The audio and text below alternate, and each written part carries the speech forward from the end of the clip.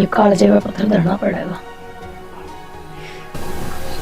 बस माँ रोगा ना, तुम जिस तरह कहोगे ना मैं उसे तरिया कर लूंगी।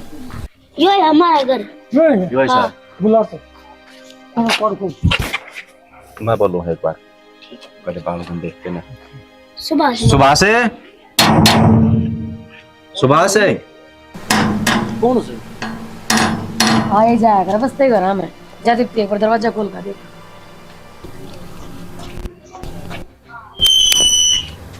सुभाष का घर बेटा यो ही है। यो है अंकल जी, फिर पिछाने को नहीं कौन आप? हम तो पड़ोसी गांव से हैं। घर आए हैं अंकल जी आज। अच्छा आपके पापा है क्या? हाँ अच्छा तो है घर नहीं है? हाँ घर नहीं है। चलो आ जाओ।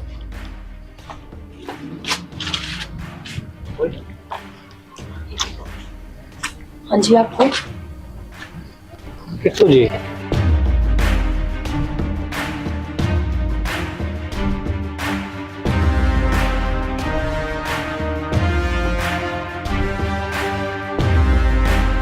बाबू बाबू कौन सा बैठे हैं?